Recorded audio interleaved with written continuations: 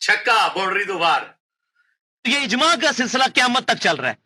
अभी 14वीं सदी में बहुत बड़ा इजमा हुआ है कि गुलाम अहमद कादियानी के मानने वाले लोग, चाहे वो अपने आप को कादियानी कहें या लाहौरी, चाहे उसको प्रॉफिट माने या उसको मुजद्दिद माने, वो दायरा इस्लाम से खारिज है। ये जरा आप नोट कीजिएगा। कादियानी फिरका जो है ये दायरा इस्लाम से खारिज है, इस पे उम्मत का इजमा हुआ है।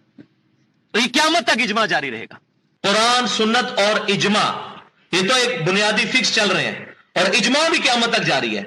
अभी ये 14वीं सदी में बहुत बड़ा इजमा हुआ है कि गुलाम अहमद कादियानी दज्जाल के मानने वाले लोग, चाहे लाहौरी ग्रुप हो या अपने आप को वो कादियानी कहने वाले हो, अहमदी हो, दोनों के दोनों काफिर हैं। इस पर मुसलमानों का इजमा हुआ है।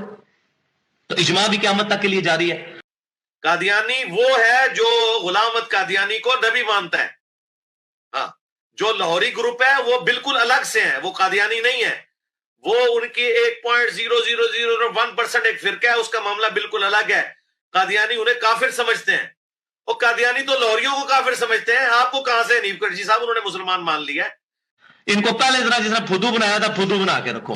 चाहे वो अपने आप को कादियानी कहें या लाहौरी, चाहे उसको प्रॉफिट माने या उसको मुजद्दिद माने, वो दायरा इस्लाम से खारिज है। गुलाम अहमद कादियानी दज्जाल के मानने वाले लोग, चाहे लाहौरी ग्रुप हो या अपने आप को वो कादियानी कहने वाले हो, अहमदी हो, दोनों के दोनों काफिर हैं। इस पर मुसलमानों का इजमा हुआ है। तो इजमा भी क़यामत तक के लिए जारी है। इनको पहले जरा जिसने फुदू बनाया था, फुदू बना के रखो।